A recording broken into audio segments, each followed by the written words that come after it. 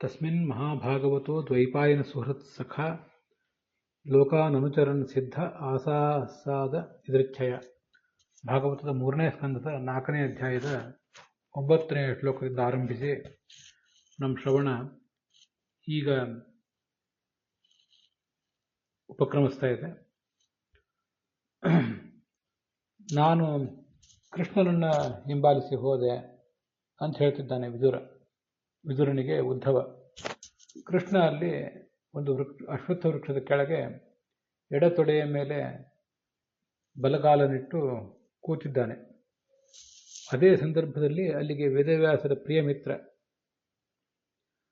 ಜ್ಞಾನಿ ಮಹಾಭಗವದ್ಭಕ್ತನಾದ ಮೈತ್ರೇಯ ಋಷಿಗಳು ಲೋಕಸಂಚಾರ ಕ್ರಮದಿಂದ ಬಂದು ಮುಟ್ಟಿದರು. ಅವರು ಅಲ್ಲಿ ಕುತ್ಕೊಂಡಿದ್ರು ಭಗವಂತನೆದುರಿಗೆ. ಭಗವಂತನನ್ನು ಕಂಡು ಆನಂದದ ಭಾರದಿಂದ ಅವರ ಕುತ್ತಿಗೆ ತಗ್ಗಿತ್ತು.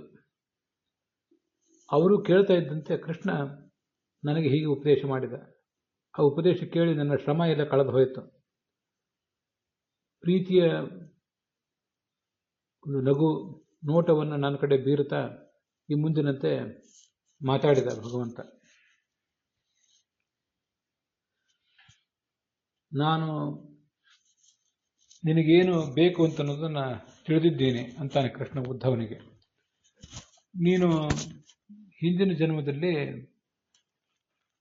ಬೃಹಸ್ಪತಿಯಾಗಿದ್ದೆ. ಎಲ್ಲ ಪ್ರಜಾಪತಿಗಳು ಮತ್ತು ದೇವತೆಗಳು ಸೇರಿ ಒಂದು ಯಜ್ಞ ಮಾಡುವಾಗ ನೀನು ನನ್ನೆಲ್ಲ ಆ ಸಂದರ್ಭದಲ್ಲಿ ಆರಾಧಿಸಿದ್ದೆ.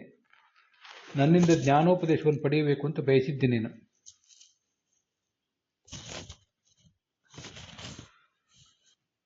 ಹೀಗೆ ಅವರ ನಡುವೆ ವಾಸ ಮಾಡಿದ್ದರಿಂದ ನಿನಗೆ ವಸು ಅಂತಾರೆ. ನಾನು ನಿನಗೆ ಈ ಒಂದು ಅದ್ಭುತವಾದ ಜ್ಞಾನವನ್ನು ಈಗ ಕೊಡುವನಿದ್ದೇನೆ.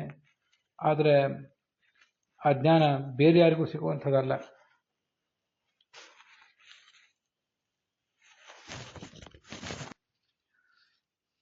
ಈ 3 ಶ್ಲೋಕಗಳಲ್ಲಿ ವಿಜಯಧ್ವಜರ ವಿಶೇಷ ವ್ಯಾಖ್ಯಾನಾಂಶ ಏನೂ ಇಲ್ಲ. ಯಾದವಾರ್ಯರ ವ್ಯಾಖ್ಯಾನದಲ್ಲಿ ಹೀಗೆ 11ನೇ ಶ್ಲೋಕಕ್ಕೆ ಅಂಶ ಒಂದು ಮಾಹಿತಿ ಕಾಣಿಸ್ತದೆ. ಅದನ್ನೇ ಅನುವಾದದಲ್ಲಿ ಹಾಕಿದ್ದಾರೆ. ತೇಷಾಂ ಮಧ್ಯೆ ವಸತಿ ಇತಿ ವಸುಹು. ವಸು ಅಂತ ಈ ಉದ್ಧವನನ್ನು ಭಗವಂತ ಸಂಬೋಧಿಸಿದ್ದು ಯಾಕೆಂದರೆ ಆ ಎಲ್ಲ ಪ್ರಜಾಪತಿಗಳು ಹಿರಿಯ ದೇವತೆಗಳ ನಡುವೆ ಈತ ವಾಸ ಮಾಡಿದ್ರಿಂದ ಆತನಿಗೆ ವಸು ಅಂತ. ಹಾಗಾಗಿ ಆ ಎಲ್ಲ ದೇವತೆಗಳು ಪ್ರಜಾಪತಿಗಳು ಸೇರಿ ಯಜಮಾನರಾಗಿ ಮಾಡ್ತಿರುವ ಯಜ್ಞದಲ್ಲಿ ನೀನು ಕೂಡ ಬೃಹಸ್ಪತಿ ಎಂಬ ರೂಪದಿಂದ ಇದ್ದೆ. ಆಗ ನೀನು ನನ್ನನ್ನು ಆರಾಧಿಸಿದ್ದೆ, ನನ್ನಿಂದ ತತ್ವಜ್ಞಾನವನ್ನು ಪಡೆಯಬೇಕೆಂಬ ಇಚ್ಛೆಯಿಂದ. ಅದನ್ನೀಗ ನಾನು ನಿನಗೆ ನೀಡುವವನಿದ್ದೇನೆ ಅಂತ ಭಗವಂತನ ತಾತ್ಪರ್ಯ. ಇಲ್ಲಿ ವಸು ಅಂದರೆ ಶ್ರೀಧರ ವ್ಯಾಖ್ಯಾನದಲ್ಲಿ ನೀನು ಪೂರ್ವ ಜನ್ಮದಲ್ಲಿ ವಸುವಾಗಿದ್ದೆ ಅಂತ ಅರ್ಥ ಬರೆದಿದ್ದಾರೆ.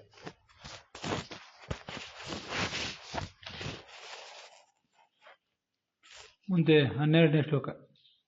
ಬೃಹಸ್ಪತಿ ಎನ್ನುವುದು ನಿನ್ನ ಮೂಲ ರೂಪ. ಅದು ನಿನ್ನ ಚರಮ ಶರೀರವಾಗಿದೆ. ಈ ಶರೀರದಲ್ಲಿದ್ದೇ ನೀನು ಉದ್ಧವ ಎಂಬ ರೂಪದಿಂದ ಅವತಾರ ಮಾಡಿದ್ದೆ. ನನ್ನ ಅನುಗ್ರಹವನ್ನು ಪಡ್ಕೊಂಡಿದ್ದೆ. ಇನ್ನೀಗ ಈ ಮರ್ತ್ಯಲೋಕವನ್ನು ತೊರೆದು ನೀನು ಮುಕ್ತ ಲೋಕಕ್ಕೆ ಹೋಗುವನಿದ್ದೆ.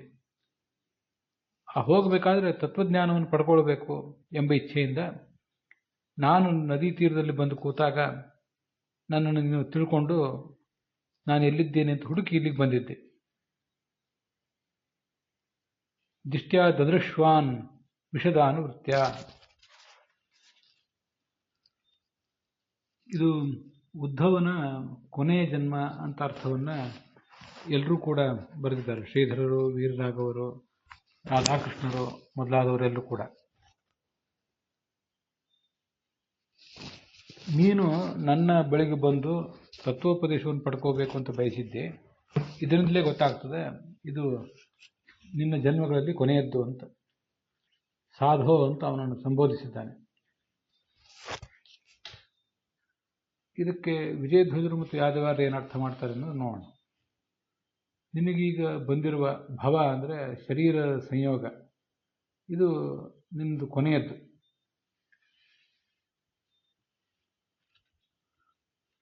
ಅದು ನಾನು ನಿನಗೆ ಮಾಡಿರುವಂತಹ ಒಂದು ಅನುಗ್ರಹ.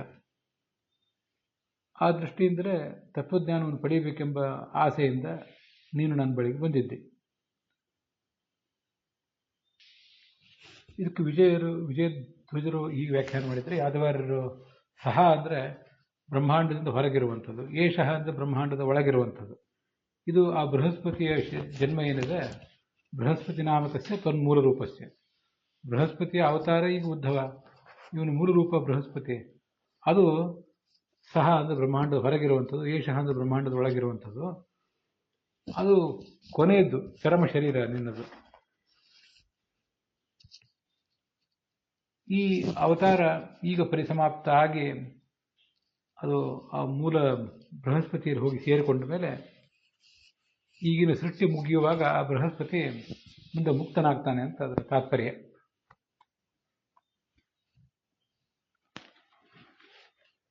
ಬೇರೆ ವ್ಯಾಖ್ಯಾನಕಾರರೆಲ್ಲ ಉದ್ಧವನ ದೇಹವೇ ಚರ್ಮದೇಹ ಅಂತ ಬರೀತಾರೆ. ಉದ್ಧವನ ದೇಹ ಚರ್ಮದೇಹ ಅಲ್ಲ, ಲಯ ಪರ್ಯಂತಂ ಪ್ರತಿದಿನ ಉದ್ಧವ ದೇಹ ಜನನಾತ್ ಅಂತ ಯಾದವಾರ ಹೇಳ್ತಾರೆ. ಈಗಿರುವ ಬ್ರಹ್ಮನಿಗೆ, ವರ್ತಮಾನ ಬ್ರಹ್ಮನಿಗೆ ಲಯ ಆಗುವ ತನಕವೂ ಆತನ ಪ್ರತಿಯೊಂದು ದಿನಗಳಲ್ಲಿಯೂ ಈ ಕೃಷ್ಣಾವತಾರ ಮೊದಲಾದ ಅವತಾರಗಳಾಗ್ತಿರ್ತವೆ. ಆದಾಗ ಈ ಉದ್ಧವನು ಕೂಡ ಕೃಷ್ಣನ ಸೇವೆಗಾಗಿ ಪ್ರತಿಯೊಂದು ಚತುರ್ಮುಖ ಬ್ರಹ್ಮನ ದಿನದಲ್ಲಿಯೂ ಕೂಡ, ದಿನ ಅಂದರೆ ಚತುರ್ಮುಖ ಬ್ರಹ್ಮನ ದಿನ, ಅದರಲ್ಲಿ ಹುಟ್ತಾನೆ. ಆದ್ದರಿಂದ ಉದ್ಧವನ ದೇಹಕ್ಕೆ ಅಂತಿಮ ದೇಹ ಅಲ್ಲ, ಇದು ಬೃಹಸ್ಪತಿಯ ದೇಹ ಅಂತಿಮ. ಅದು ಈ ಚತುರ್ಮುಖ ಬ್ರಹ್ಮನ, ಈಗಿರುವ ಚತುರ್ಮುಖ ಬ್ರಹ್ಮನ ಅವನ ಜೀವನ ಮುಗಿದು ಅವನು ಮುಕ್ತನಾಗುವಾಗ ಆತನ ಜೊತೆಗೆ ಇವರು ಕೂಡ ಎಲ್ಲರೂ ಮುಕ್ತರಾಗ್ತಾರೆ, ಬೃಹಸ್ಪತಿ ಮೊದಲಾದವರು. ಅಲ್ಲಿಗೆ 12 ಶ್ಲೋಕಗಳ ವಿವರದೊಂದಿಗೆ ಇವತ್ತಿನ ಈ ಭಾಗ ಸಮಾಪ್ತ ಆಗಿದೆ.